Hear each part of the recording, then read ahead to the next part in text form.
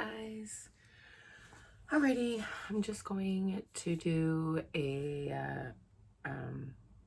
just a short little video, just talking a little bit about Ostara, kind of like what it is, the dates that it's celebrated on, some correspondences for it, just a little bit of information. I don't want to, take too much time, so. Because, so far I've been really good. I've been able to film on my actual good cell phone. So I don't want to push my luck. Okay, so Ostara, which is also known as the spring equinox, for the Northern Hemisphere is celebrated between March 20th and March 21st. So I'm just looking at my little notes here. For the Southern Hemisphere, it is celebrated between September 22nd and September 23rd. So there are 8 Sabbats or holidays that are celebrated by Wiccans and many other neo-pagans, which are modern pagans, witches, and that. So with each of the Sabbats, we're celebrating each of the turning points of the seasons. So like each of the seasons of the year, the changes in nature, the phases of nature. So all these 8 Sabbats kind of celebrate all of those changes. So paying attention to the wheel of the year, it helps us. It kind of guides us to work with the energies of the earth and the energies of each of the Sabbats.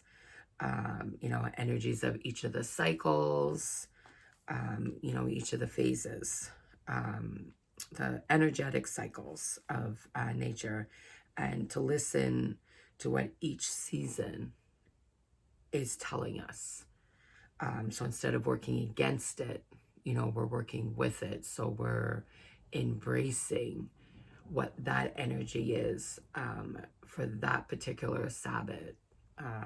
That particular cycle change and that kind of thing. So as I said, in the Northern Hemisphere, it is celebrated March 20th to the 21st, which is this weekend. For the Southern Hemisphere, so like Australia and out there, it is celebrated the 22nd to the 23rd of September. So which for us, that's our Mabon, right? So, so Ostara, the spring equinox, it's also when the days and nights are equal, again in length.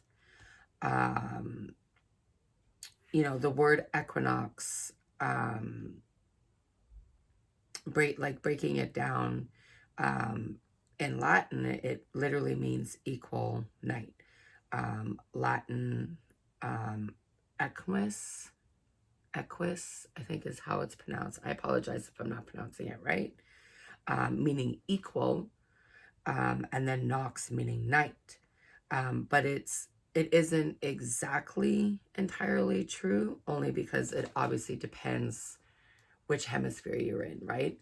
So obviously if you're in the Southern Hemisphere, you're still going to have more light.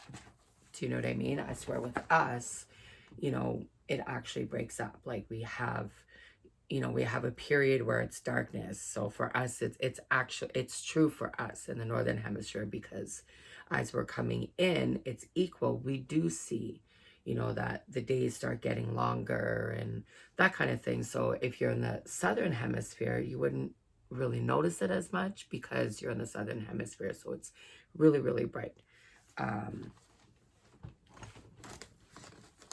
So the other thing, if you look at my other video when I was explaining about, sorry, I have to shift, my leg is bothering me. Um, we were talking about the winter solstice and Yule, how, you know, the Holly King, you know, wins his fight, wins his combat against the Oak King. And so now the Holly King, you know, takes over for that duration of the time. So now, as the winter solstice comes and we're coming past the winter solstice and, you know, Imbolc. So the Holly King is getting weaker and weaker, while his lighter self, which is the Oak King, is getting stronger and stronger.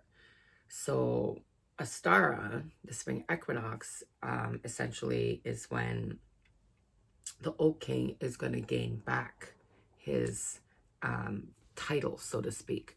You know, so he defeats the Holly King, and it is now the Oak King now, you know, in which turn he impregnates the maiden and, you know, so forth, right? I have some correspondences here for Ostara. The one thing I will say, if you want like a real like in-depth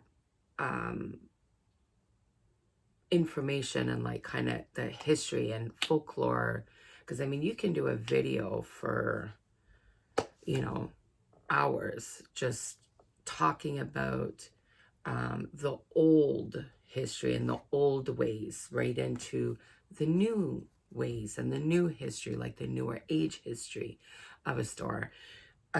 You can spend hours talking about it. Like there's just so much information, and obviously I'm not gonna sit here, you know, I mean, some of my videos, a lot of my videos are an hour and a bit long depending on what the topic is, but like I don't want to do that for the Sabbath. I want to try and make it with some basic information to kind of give you an idea, and try to keep it short as much as possible. Llewellyn has these books, which I have a couple of Sabbath books here. They're okay, but they don't go into a lot of detail, which for me, especially trying to do the videos for you guys on the different Sabbaths, I kind of want a little bit more history. So I haven't finished reading this. I really thought I was going to be able to finish reading it, but I got caught up in my other book that I have one more chapter left to finish, so I can do my book review on it. And just work. Like I work full time, guys. Like I'm sorry. But I have read quite a bit of it. I didn't finish it. Like I wanted to finish, you know, at least most of it before I got to like the spells and things like that. But Llewellyn has these books. So they're this big. They're not very big, as you can see. It's like 210 pages or so. But it's specifically only on this Sabbath, and they have all 8 of the Sabbaths. So there's this one. So obviously the next one I'll be buying is the Beltane one, and then Lithia, which is the summer solstice as well, and just kind of all the way through. So eventually I'll have all 8 of the books, which is what I want. So I will be taking some things from here that kind of caught my eye. And then I've also got some notes on my laptop here as well. So the correspondences for Ostara is strength, birthing, completion, power, love, sexuality, embodiment of spirit, fertility, opening, beginnings, you know, the God comes of age, which like I was saying, balance of light and dark, plant and animal fertility, So, we start hearing more birds chirping. We're seeing the first little growths of, whatever plants are coming through the ground, even with some of the snow still on there. The grass starts changing from, that kind of brown, muddy type, and you're starting to see more green and more green. And as the closer we get to Beltane, like there's just more and more and more green, right? Um, Sowing of seeds, invention, new growth, new projects, seed and planting blessings and planting, new ideas. It's the beginning, right? Spring is the beginning. This is like the fresh start, right? Which is basically what Ostara is. It's the earth is restarting again. We're at the beginning. In bulk is like the the very beginning, like the quickening is what I like to call it. The roots are kind of starting to wake up and kind of shift and move. Like that's the very, very beginning. And then like spring equinox, the star is like the official, like where you can really see the beginning, especially for us because we're in the northern hemisphere. So I mean, February 1st is still very dark. It's still very cold. It's still, you know what I mean? So this Ostara is like where we can really like visually see how the earth is changing and it's awakening, and it's, like the snow is melting outside right now as we speak, right? So this is a really good time to, plan new things, plan new ideas, and new goals, things like that. So some animals that are associated with Ostara are unicorns, merfolk, Pegasus, rabbits, hares, chicks, swallows, snakes, and just baby animals in general, right? Crystals associated with Ostara, rose quartz, moonstone, amethyst, aquamarine, bloodstone, red jasper. Obviously, there's more. I'm just, giving you a small kind of general. Incense that are associated with Ostara. Sorry, guys, I've been having problems with my leg here, so. I used a handheld massager that I just bought on my leg and my knee here, and I think it may have hit a nerve in my leg, and my leg's been bothering me since, because it wasn't bothering me before that. So incense, violet, lotus, jasmine, rose, marigold, sage, lavender,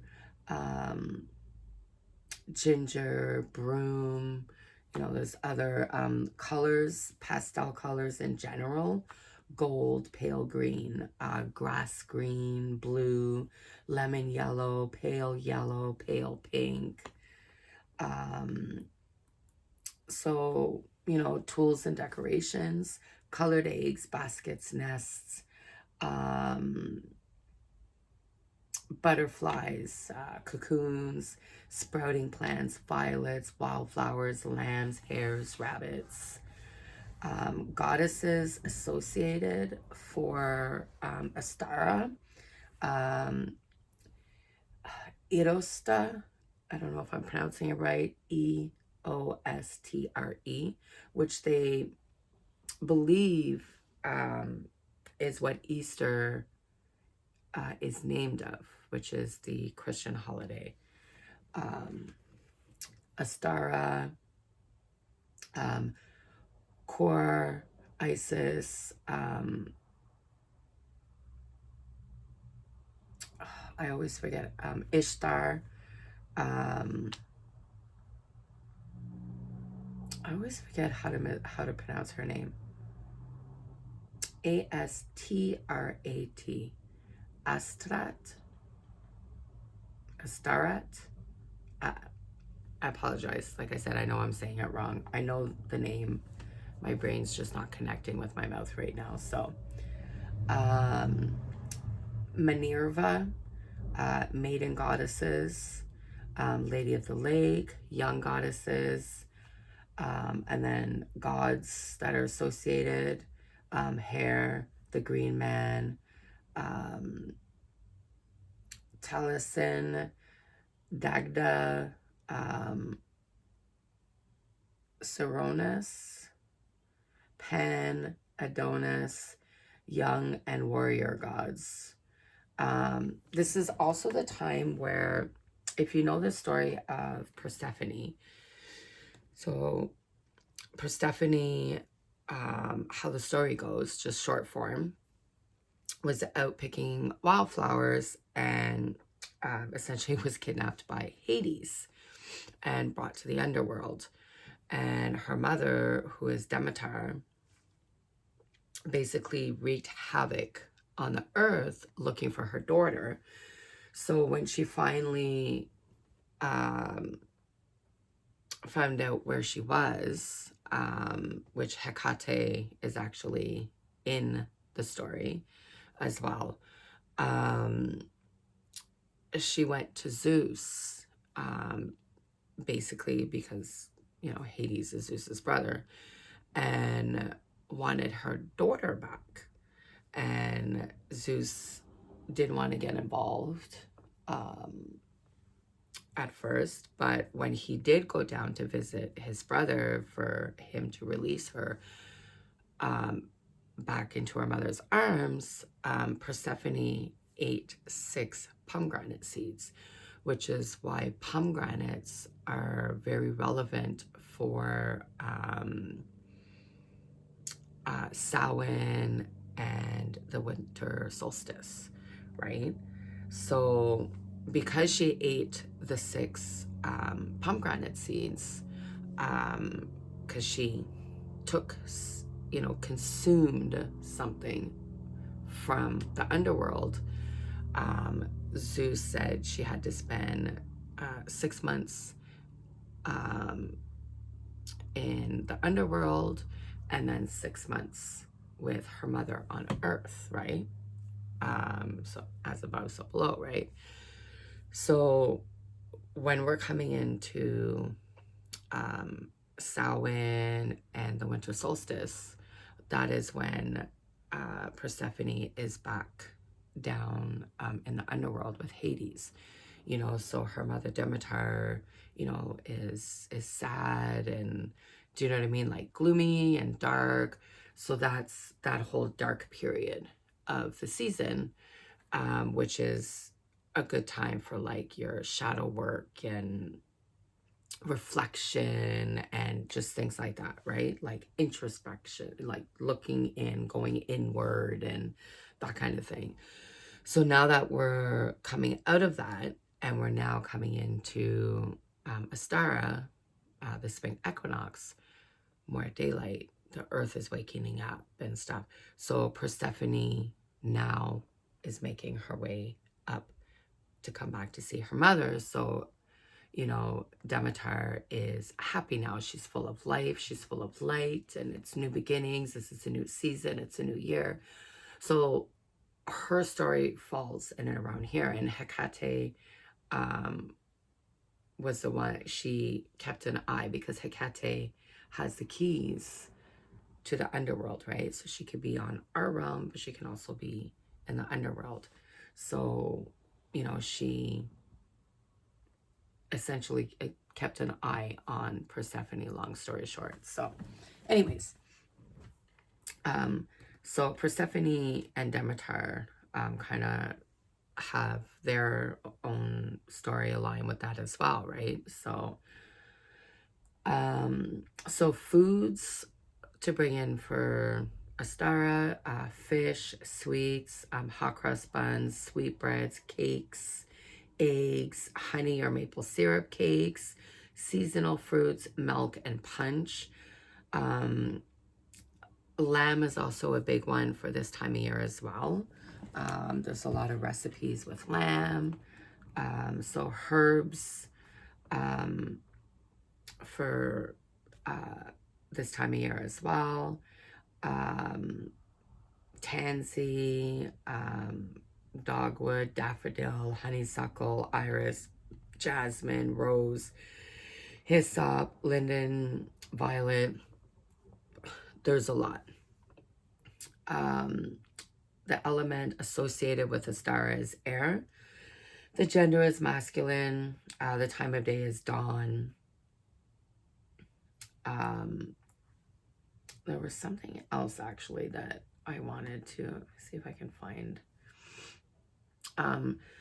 So different ideas of things to like prepare for Ostara is, you know, depending on where you are, you could pick wildflowers, you know, cleansing rituals to create Ostara. So, you know, the whole spring cleaning that you see people do, out with the old, in with the new. You know, as you spring clean and you're doing your spring cleaning and you're getting rid of the old, you're shifting the energy in your home, right? So you want to make sure you have a window open. So as you're shifting those energies, that energy is going out. After you've done your cleaning and you're done your spring cleaning and moving your furniture around or whatever it is that you do, you want to cleanse that area with, you know, herbs. You know, you can use lavender, you can use garden sage, you can use rosemary.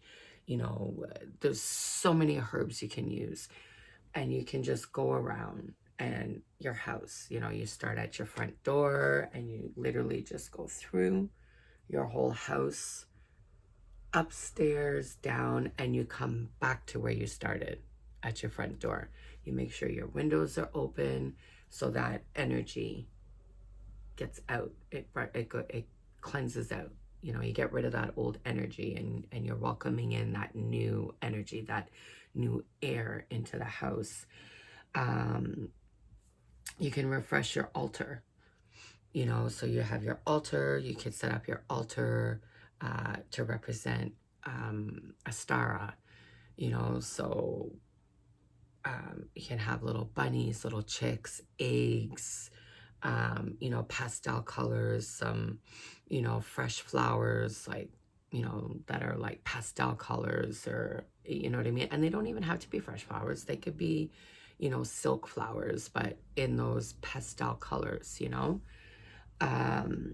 You know, you can even decorate for spring, right? You can put, you know, baskets out, you know, streamers, dried fruits, and hang them as garland. Like, there's so many different things you can do for it. You can have an Ostara feast, which that's what we do. So you would cook foods that represent Ostara, you know, deviled eggs, and you can incorporate specific seasoning that actually represent Ostara. To give you a few recipes, like I said, this book is really good because they give you some recipes that are specific for each of the Sabbaths, as well as crafts and stuff, you know, like for children. You know, lemon asparagus, Gretchen goddess quiche, mint lamb chops, you know, hot crust buns, and honey cake, and ham is another one that is good for Ostara. You know, dill is another herb to bring in Ostara. Like, there's so much. There's some crafts. So, you know, crafts you can do. Where is it in here? I knew I should have put like a little Um, so you can do painted garden stones, um, colored eggs, Astaria terrariums, you know, so you're going to plant stuff. Um, the coloring of eggs, you can get your little ones, which that's one of the ones that we were doing, is starting your little seedlings, but planting them in an eggshell. So, you know, you rinse out your eggshell, you put a bit of soil, and then you put whatever seeds that you want to start at home. And then obviously when the warmer weather comes, you can take literally the whole eggshell itself and just plant it into the earth. There's so much activities that, you know, you can do. Start, because the weather, you know, like I'm in Canada here, so, you know, the weather is getting nicer, the snow is melting. Start getting out more in nature, you know, walk in nature. Listen to the birds chirping. Listen to the wind on the trees, you know. Just feel and embrace the change, and, you know, feel that creativity starting to come back. And you know, I know it may sound crazy and quirky, but like, bro, hug a tree. You know, go out for your walk, hug a tree, connect with a tree. If it's, you know, one that's in walking distance from you, where you can walk to every day, you know, or every other day. I mean, obviously, I know people have jobs and people work, and I work 40 hours a week. Like, I get it, you know, but if it's a tree that's in a walking distance from you, walk to that tree as much as you can. Build a relationship with that tree. You know, just feel that tree's energy. You know, as the weather gets warmer, you know, bring a blanket, sit under the tree, read a book under that tree. When you really reconnect with nature, you start feeling and hearing things and seeing things, which I know it sounds so weird, but honestly, when I was in witch school, I was in witch school for a year, and um, one of our homework that we had to do was to connect with nature. So we had to go out in nature. We had to sit and just be in nature. You know, whether we were reading a book, we were writing. So I would bring a book for writing and I would bring a book for reading. And it was just to sit. And so I would take the bus, because I don't really have like here, you know, where I could just sit and be quiet and listen. So I would take a bus. I would take a bus. I would do it every Sunday. I would take a bus and I would go to a specific spot downtown, and it was by the water as well. And there was a lot of people that would just sit. There were some people that were doing yoga, some people were just sitting, you know, but the point was, it was quiet. So I would go and I would sit, and I would sit under the same tree, and I would just listen. And then I would bring a blanket. Sometimes I would lie down. I'd read my book for a bit. And then sometimes I would literally just lie there and I would just stare up at the sky and just watch the clouds kind of rolling by. You start hearing things differently. You know, you hear the wind. You hear the wind on the leaves. You know, you feel it. You know,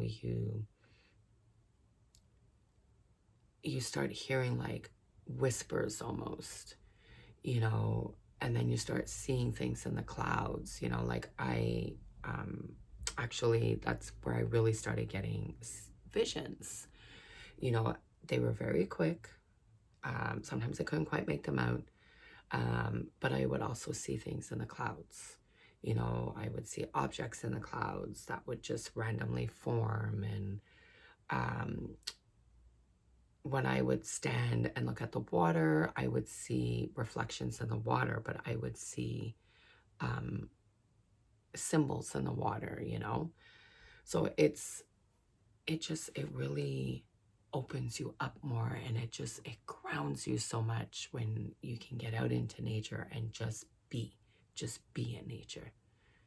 You know, sit under a tree, feel the grass. You know, if you have the options where you can take your shoes off and just be there barefoot, because that's our feet are the opening to our souls. It's the door to our souls. Do you know what I mean? So, you know, everything absorbs up through our feet, right? Which is why we have to take care of our feet. You know, so if you have the opportunity and you can walk barefoot in nature, on that grass, on the earth, do it. You know, feel the earth and the dirt, you know, the cool, damp, dry, everything. Just feel it with your feet and just connect, you know, your hands, like get your hands, feel the grass and just everything. And you'll start feeling that energetic charge, you know, that shock.